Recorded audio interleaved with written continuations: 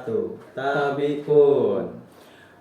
Halo semua, selamat siang. Kembali lagi di podcast kita hari ini. Jadi perkenalkan, nama aku Aliansyah Pratama, biasa dipanggil Aldi, dan aku juga di sini nggak sendirian tentunya. Pastinya ditemani oleh moderator kece juga, dan tentunya sudah melalang buana nih di dunia organisasi. Halo, saya Alvina Fadila sebagai moderator kedua pada podcast pada kali ini.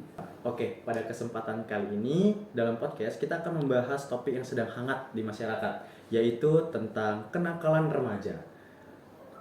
Tidak hanya kenakalan remaja aja nih yang bakal kita angkat dan kita kulik hari ini, karena kita juga memadukan dengan peran Bayangkara Pembina Keamanan dan Ketertiban Masyarakat atau Babin Kamtibnas dalam menangkal kenakalan remaja dan membangun lingkungan yang aman serta harmonis di Kota Bandar Lampung.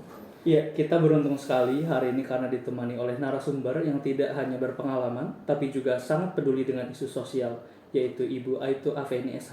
Beliau adalah Babinsa di Kelurahan Tanjung Senang, Bandar Lampung, dan beliau juga memiliki pengalaman luas dalam menangani berbagai isu remaja.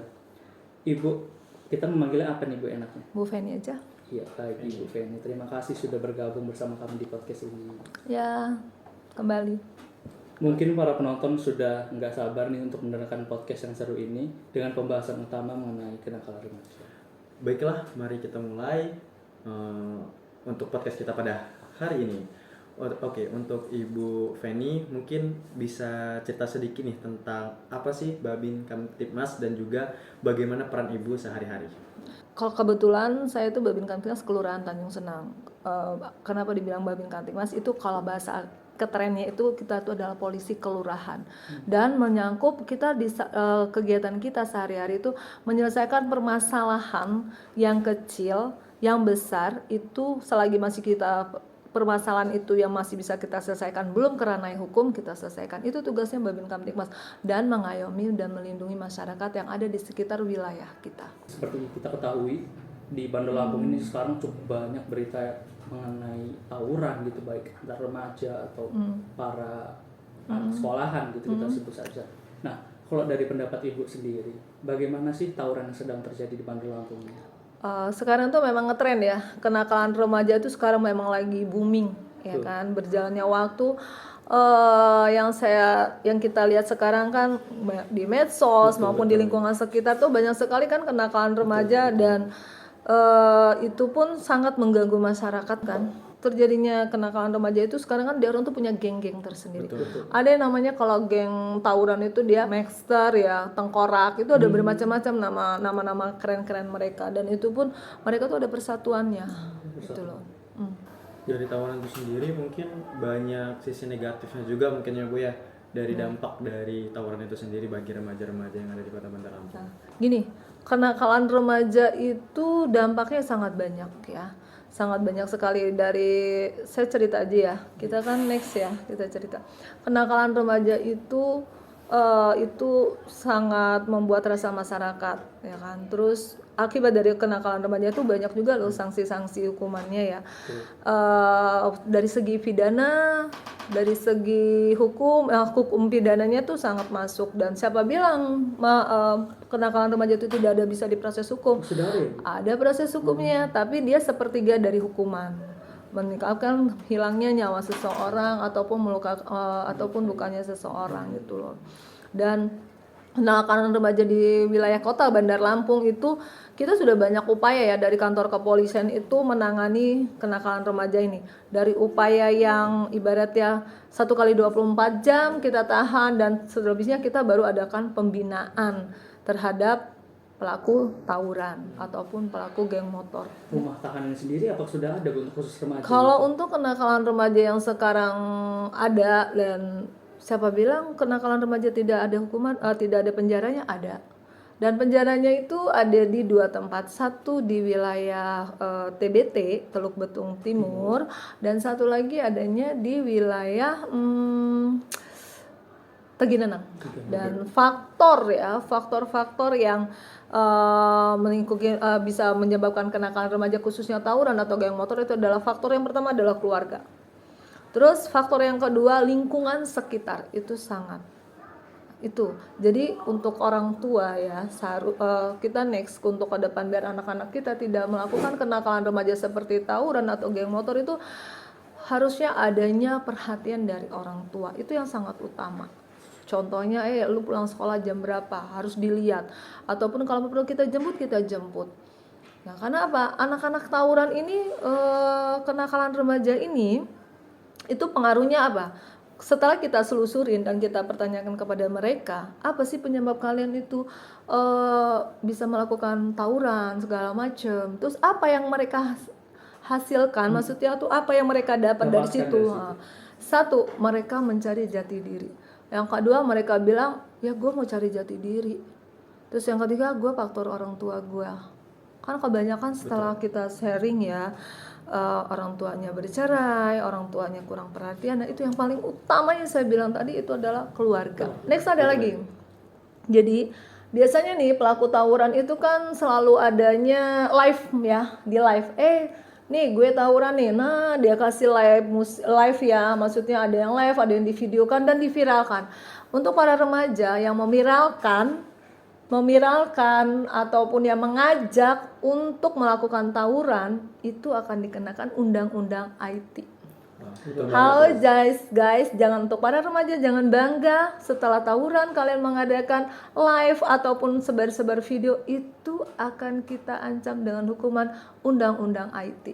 Bukan pidana saja, dan mereka yang melakukan tawuran dan pernah kena hukuman itu buat SKCK pun tidak bisa. Karena kita udah online, jadi data-data itu masuk ke kantor polisi. Adakah cerita sukses atau pengalaman ibu yang bisa dibagikan ke pendengar kita? Ya, kan anak-anak remaja di wilayah saya tuh suka nongki lah ya. Terus sudah saya usir sekali masih, 2 kali masih, dan saya memorinya tegas. Siapa yang misalnya saya suruh push up, saya suruh sit up, pokoknya sampai mereka tidak lagi banyak nongkrong di situ. Dan upaya saya juga berserta Babinsa, Pak Lurah itu saya buat boleh nongkrong di sini, boleh jajan, langsung pulang dan tidak nongkrong di sini.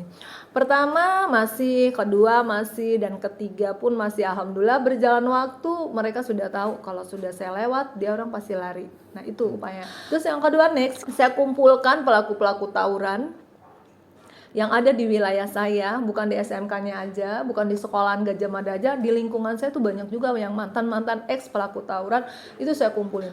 Saya selusurin, saya tangkap dan saya bina. Setelah itu saya bilang sama kepala sekolah, jangan dipecat. Kita berikan kesempatan dia untuk menikmati sekolah, menikmati masa depannya.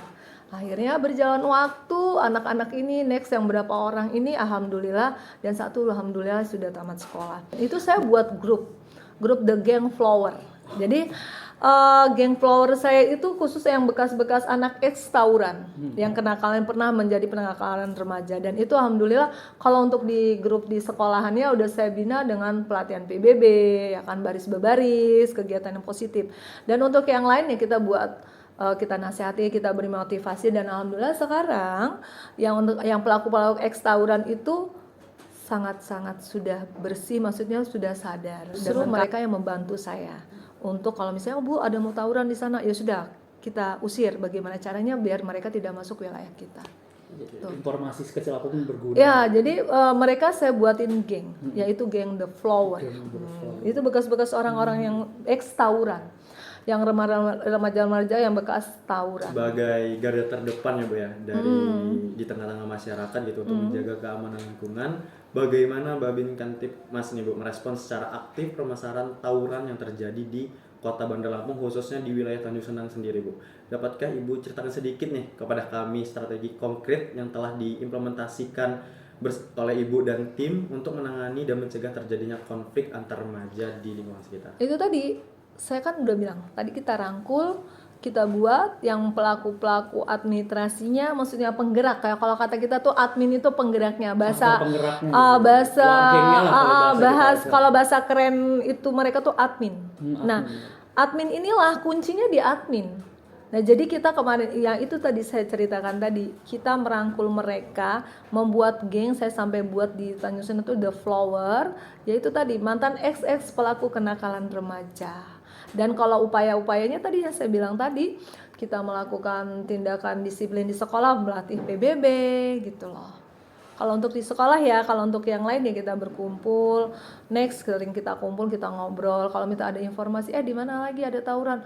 Bu, ada mau tawuran di sini. Udah biarin, kalian nggak usah ikut-ikutan. Please, seperti itu. Menurut Ibu, bagaimana sih peran partisipasi itu dari masyarakat sendiri untuk mendukung upaya pencegahan ini? Apalagi khususnya dari orang tua gitu. Kalau menurut Ibu apa sih wejangan untuk orang tua gitu untuk bisa mencegah anaknya itu untuk bertawuran? Ya, saya bilang tadi, perhatikan anaknya. Pulang sekolah jam berapa? Ada di mana? Dijemput ya, dijemput. Terus komunikasi dengan orang tua itu sangat-sangat perlu. Awasi pergaulan anak, itu yang utama. Karena dari faktor lingkungan masyarakat juga, ayo kita masyarakat, sebagai masyarakat tolong dibantu. Jika memang ada anak-anak tuh kumpul, dibubarkan. Kita sangat berterima kasih dengan warga masyarakat yang peduli dengan lingkungan, peduli dengan anak-anak gitu loh. Karena jangan bilang itu anak orang, jangan. Tolong kita bekerja sama. Karena anak-anak pelaku tawuran ini mereka masih punya masa depan yang sangat luas, karena mereka harapan bangsa kita, penerus kita. Iya, kalau kita ingin berlomba-lomba ya berlomba-lomba dalam kebaikan gitu ya, bukan dalam kebencian. Berlomba-lomba dengan hal yang positif. Iya, Zaman now itu harus positif. Betul banget. Ya. Wah, luar biasa nih isi dari podcast yang udah diberikan bersama Ibu Afeni selaku Babin Kaptimas yang telah sharing nih mengenai ilmu-ilmu yang ada, dan juga bisa ditarik kesimpulan dari hasil podcast kita pada hari ini bahwa tawuran itu merupakan tindakan yang menimbulkan dampak negatifnya, dan juga tawuran itu banyak sekali menimbulkan kerugian bagi diri sendiri ya Bu ya. Dan juga dari tawuran itu sendiri juga bisa berimbas pidana jika kalian menghilangkan nyawa orang lain atau kalian menyebarkan live streaming tawuran di media sosial, itu bisa kena undang-undang ITE. Jadi kalian yang di luar sana, khususnya para remaja-remaja nih yang berpemikiran ikut tawuran terus live streaming dan lainnya, itu tidak dikenakan pidana, kalian salah besar. Justru hal tersebut yang mengakibatkan kalian bisa ditindak pidana. Karena sekarang sudah ada yang namanya tahanan untuk anak-anak ya Bu ya. Sudah dari Jadi, dulu. Betul banget tuh. Jadi untuk kalian yang masih di bawah umur itu kalian istilahnya ikut tawuran harus menghindari hal yang seperti itu Bu ya. Karena kalian sudah bisa dikenakan tahanan gitu Bu. Iya, Ya, dan juga bisa kita tarik kesimpulan bahwa sebenarnya polisi tidak kurang-kurang gitu ya melakukan pencegahan. Gitu. Untuk kita, aku bilang tadi, di kepolisian itu himbauan sudah, terus maksudnya penyuluhan pun tidak henti-hentinya, pembinaan untuk pelaku tawuran pun kita sudah tidak bosan-bosannya. Kita polisi tidak akan pernah menyerah untuk memperjuangkan nasib anak-anak zaman sekarang, karena mereka itu adalah masa depan kita, penerus bangsa kita gitu loh. Hai guys, hari gini berpikirlah yang positif. Untuk yang sering melakukan tawuran, hari gini no tawuran, sukses yes. Ya, mulai hari ini untuk remaja yang di luar sana, Ya, tolong banget hentikan tawuran, karena kami juga sebagai masyarakat umum tentunya kan merasa was-was juga gitu Bu di jalan, kan bisa jadi kita lagi naik motor dan sebagainya, mereka kebut-kebutan di jalan, bawa celurit dan sebagainya, kita diculik dari belakang, dan itu cukup meresahkan tentunya bagi masyarakat banyak. tapi saya rasa sekarang sih insya Allah, karena kita gerak sedikit, karena kita di program kepolisian itu sampai subuh. Ya, ada sampai piket itu kita sampai subuh. Pelaku tawuran, geng-geng motor itu kita razia terus. Alhamdulillah, upaya polisi tidak akan berhenti sampai di sini untuk menjaring pelaku tawuran. Ya, sekali lagi terima kasih banyak kepada Ibu Afeni karena telah hadir di podcast ini sebelumnya. Sama-sama. Dan kepada teman-teman semua, terima kasih untuk menonton video ini, dan jangan lupa like dan subscribe serta share ke teman-teman Anda semua. Betul banget. Oke guys, dah. Terima kasih guys. Terima kasih.